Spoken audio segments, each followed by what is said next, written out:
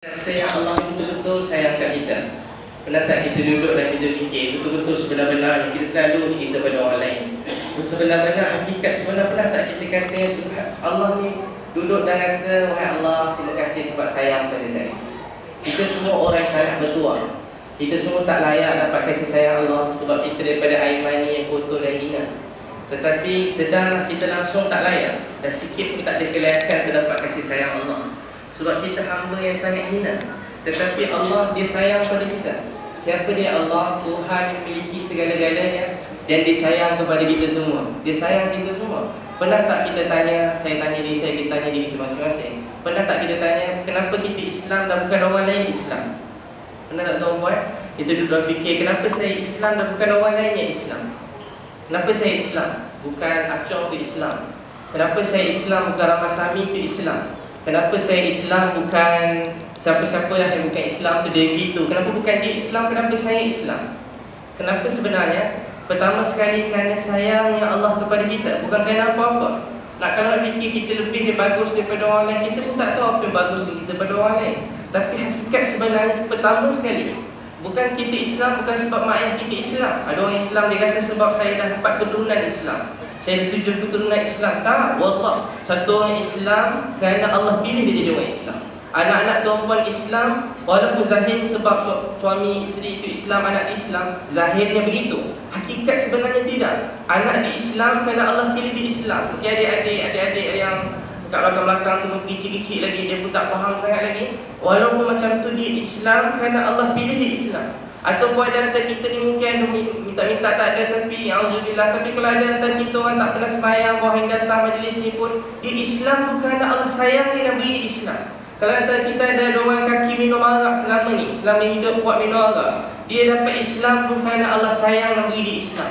Orang tak pernah sujud pada Allah, mungkin tak pernah sujud, bahawa hari ni mula sujud, dia Islam pun kerana Allah pilih dia Islam. Sebab apa? Satu orang Islam kerana Allah sayang kepada kita semua.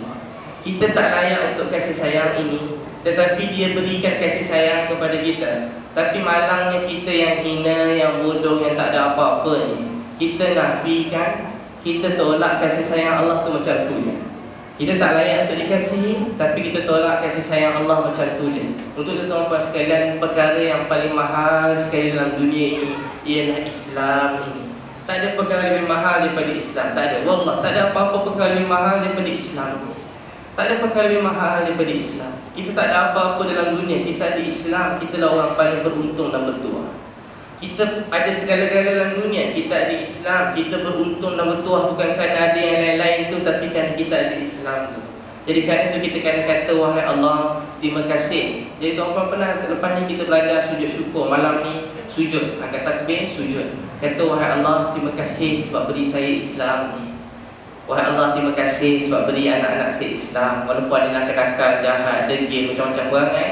Wahai Allah, terima kasih sebab beri mereka dapat kenal Kau sebagai Tuhan.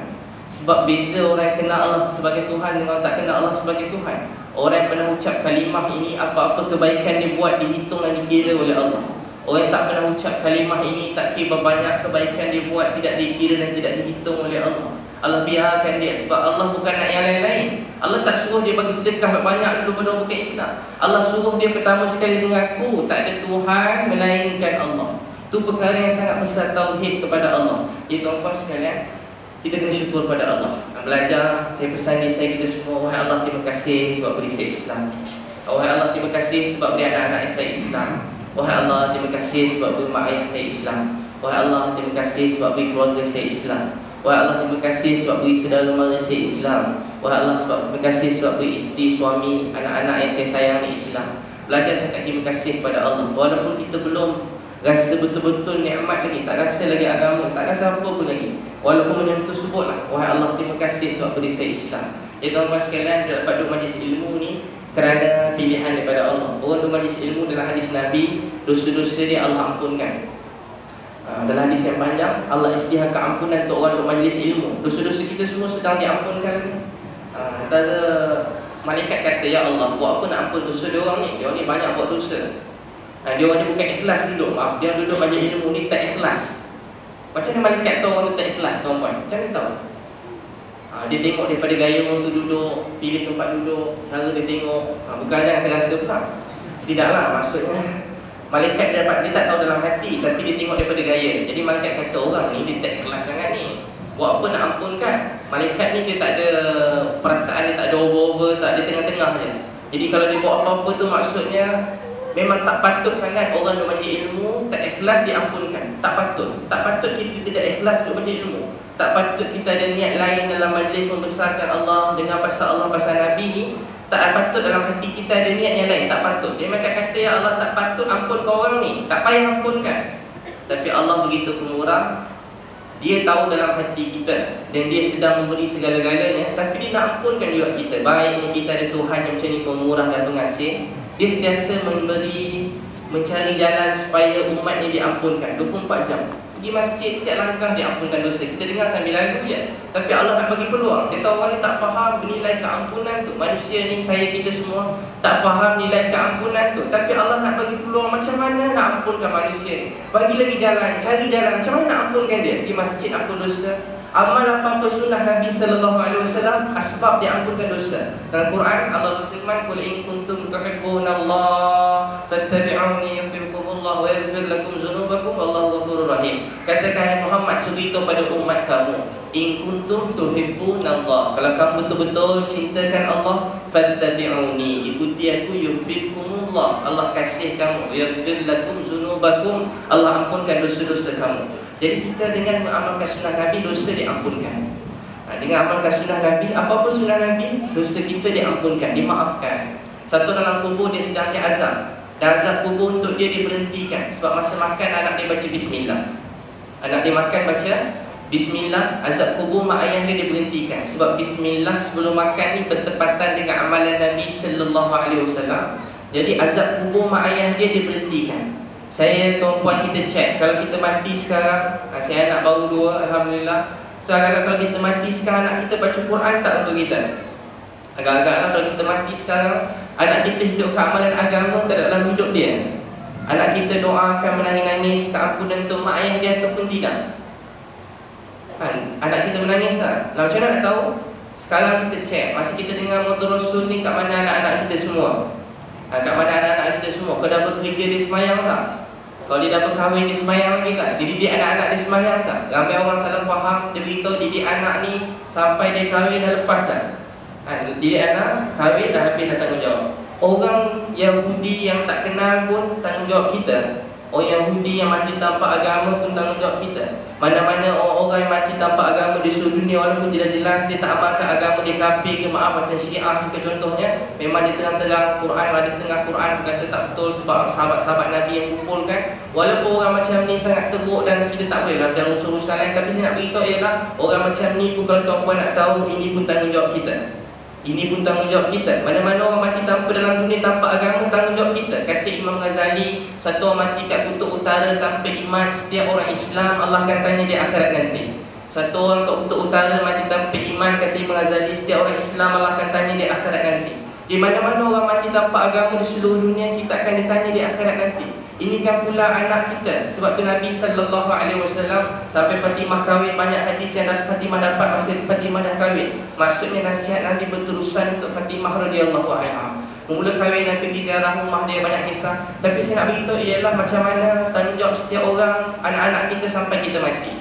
Orang salah faham, dah kahwin tak payah dah, bukan, sampai mati. Saya jumpa kawan-kawan saya, anak dah kahwin-kahwin dah, subuh-subuh sibuk telefon anak-anak. Dah besar-besar dah telefon, dah bangun subuh dah.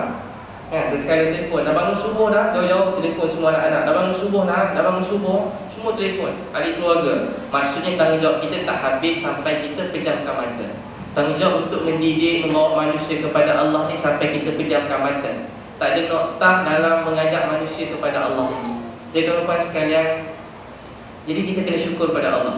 Tanda-tanda dosa kita diampunkan. Sebelum mula tadi tak rasa mengantuk, baru mula dah rasa mengantuk, ada tak? Itu dosa kat mata banyak. Mengantuk, baru mula rasa macam nak tercabut dah mata, itu dosa kat mata. Sebelum mula tak rasa sakit belakang, baru mula tulang belakang dah sakit. Itu dosa tulang belakang. Atau bukan sakit kaki. Tapi jangan tengok kawan sebelah tengah urut-urut kaki, kita kata ni mesti dosa kaki banyak. Orang sekarang macam tu, dia dengar dia cerita, dia pun terus tuju ke orang terus. Betul lah. Orang tu memang patut tu ustaz cakap. Orang selalu bila kena kat orang dia kata macam tu lah kan. Bila ada sekali dia kata apa? Dia tengok seorang jatuh tengah kami khusus. Saya kata bila bala datang, susah datang tu tanda rahmat datang. Hadis riwayat Bukhari. Kalau Allah nak kebaikan pada satu orang, mula bagi musibah. Jadi dia nak keluar, kawan dia tergolek kat tangga. Jadi kawan dia tergolek jatuh ke bawah, dia kata ustaz kata rahmat tu.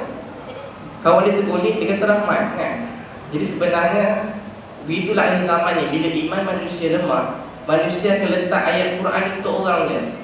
Orang miskin pergi kat depan baca ayat Quran, wa aqimus solah wa atuz zakat. Semua ayat solat mesti ada zakat. Jadi siapa tak bayar zakat kena makan dengan ular yang besar. Jadi siapa tak bayar zakat kena makan ular yang besar. Oleh itu bayarlah zakat pada saya. Dia duduk kat belakang. Jadi orang pun kaya naik sakit hati, orang miskin tak sedekah pula. Orang kaya pergi jumpa dia. Kamu dengar tak Nabi kata orang yang minta-minta ni akhirat nanti muka dia buruk. Muka dia buruk, tak berdaging, tinggal tulang je. Nanti muka kau ni buruk tau. Minta-minta kat orang. Sebenarnya ayat ni untuk orang miskin. Orang miskin susah macam mana pun belajar, jangan minta-minta. Tapi orang kaya apa ayat untuk dia? Kata Nabi, satu orang miskin berlalu daripada kita tanpa mendapat sesuatu, kita akan ditanya di akhirat nanti. Itu sepatut ayatnya lah. Tapi sekarang semua ayat Quran untuk orang je. Bagus juga lah dapat pahala insyaAllah kan. Mudah-mudahan. Tapi dia tuju pada orang je. Bank hantar surat. Jangan marah, ada bank kat sini. Begitu ke bos-bos bank besar-besar ni, bank hantar surat. Bank kata sebaik-baik orang ialah yang paling mudah untuk bayar hutang. Bank hantar. Hadis riwayat Muslim. Jadi kita balas kat dia, sebaik-baik orang ialah yang paling memudahkan hutang. Bagi hadis yang kedua, sehari menangguhkan hutang. Kalau hutang kita tangguhkan sehari, pahala dia macam mula-mula kita bagi hutang. 2 hari tangguhkan, pahala macam 3 kali bagi hutang. Bagi balas balik semula kat bank kan. Tapi bank tu memang tak boleh balas balik surat kan. Tapi saya nak cerita ialah akhir zaman ini manusia dia meletakkan ayat Quran tu untuk orang lain. Jadi Quran ni jadi dia buah. Sebab tu kata Nabi, ilmu ni ada 2. Satu yang di lidah, satu yang turun ke hati. Satu di lidah, satu turun ke hati. Apa maksud dia ialah kata ulama, yang kat lidah ni ilmu tu untuk tembak orang. Satu lagi ilmu di hati. Ilmu di hati dia meresaplah hati jadi macam Nabi sallallahu alaihi wasallam dan sahabat. Dengan mereka berjalan saja orang tengok mereka datang pada Islam. Orang tanya apa akhlak Nabi sallallahu alaihi wasallam? Apa kata Aisyah, kau baca Quran tak? Baca Quran itulah akhlak Nabi. Hadis riwayat Muslim. Baca Quran, Quran itulah akhlak Nabi. Tangga baca Quran, baca Quran itulah akhlak Nabi. Maksudnya ialah Quran ialah akhlak Nabi sallallahu alaihi wasallam. Di zaman dulu Islam ni sangat mudah untuk difahami. Sebab tu zaman dulu setiap jam orang datang pada Islam. Kita sekarang cuba nak fahamkan orang, tapi orang tak faham. Sebab apa orang tak faham? Sebab kita pun tak faham Islam ni. Kita pun tak bangun malam nangis depan Allah. Kita sembahyang jemaah pun tak jaga. Kita Quran pun tinggal. Kita tak pernah membawa kehidupan sunnah Nabi dan keluarga kita. Jadi kita cuba nak faham orang, tapi kita tak faham, orang lain pun tak faham juga. Lalu jadi seminar-seminar, maaf kan, saya sendiri banyak pergi seminar-seminar, buat macam-macam seminar, tapi orang makin tak faham juga. Sebab apa? Sebab yang saya bercakap pun tak amalkan, yang dengar pun tak ada niat untuk amalkan. Jadi tuan-tuan, ilmu satu di lidah. Ilmu ni, ada orang kata mungkin maksudnya ilmu dunia. Tak, ilmu sebenar dalam hadis ni dua-dua tu ilmu agama. Dua-dua tu ilmu Quran hadis. Tapi satu kat lidah, satu beri kesan dalam hati. Satu kat lidah, satu beri kesan dalam hati. Tak tahu apa bukti ni, contoh saya cek diri saya. Saya ustaz contoh. Kalau lah ustaz, saya penceramah. Saya ceramah, so saya tengok kat rumah saya ada tak amalan macam saya cakap sekarang. Kalau tak ada kat rumah saya, maknanya saya penipu yang besar. Untuk tuan-tuan sekalian, Quran ini dalam hidup kita. Semoga Allah beri taufik pada saya dan kita semua untuk bawa Quran ini dalam hidup kita semua. Jadi tuan-tuan sekalian, sebab itu kita kena syukur pada Allah sentiasa. Nabi SAW ini ialah contoh dalam segala hal. Saya nak cerita yang ringan-ringan yang mudah-mudahan tuan-tuan dengar mula-mula ni. Daripada Abdullah bin Haris kata, aku tidak pernah lihat satu orang yang lebih banyak senyum daripada Nabi SAW. Dia Nabi yang paling banyak senyum. Jadi tuan-tuan semua kena banyak senyum lepas ni. Boleh insyaAllah tuan-tuan banyak senyum. Mana yang garang-garang tu kena banyak senyum sikit. Bekas senyum sikit, senyum banyak. Abdullah bin Haris kata, aku tidak pernah lihat satu orang yang lebih banyak senyum daripada Nabi SAW. Nabi orang macam kita ke? Ada Nabi macam kita, tengok duduk rumah, tengok istro, ada. Tengok abdul lagu, ada. Maharaja lawak, tengok rumah, guling-guling dengan anak isteri, ada ke? Tak ada. Nabi orang yang sangat sibuk dengan agama ini. Dalam hadis riwayat Bukhari, masa Nabi tidur, malaikat datang bertengkar. Satu kata Nabi tidur, satu kata Nabi tak tidur. Dan Nabi ceritakan perkara ni tentang malaikat tu, maknanya Nabi memang tak tidur. Nabi tak tidur. Masa Nabi dia tidur tapi tak tidur. Hati mereka berjaga. Hati mereka mengingati Allah. Jadi tuan-puan sekalian, bayangkan dalam kisah yang lain, riwayat yang lain, Nabi pernah baring dan dekat tangan Nabi ada air mata. Pernah Nabi tidur, tangan dekat tangan Nabi ada air mata. Risau kat kita semua. Keinginan Nabi supaya seluruh umat jangan satu orang pun masuk neraka. Kalau dalam hati kita ada perasaan yang sama, maknanya kita dah mula sikit-sikit dah mengikuti Nabi sallallahu alaihi wasallam. Hati Nabi sebenarnya, Nabi tak nak satu orang pun masuk neraka. Ada tak dalam hati kita sekarang? Atau kita nak kita seorang masuk syurga, orang masuk neraka? Sifat Nabi, hati Nabi nak supaya semua orang, jangan satu orang pun masuk neraka. Tapi walaupun macam tu, Nabi sentiasa buat dakwah, sibuk dengan agama. Tapi Nabi kata, saya bila dengar ni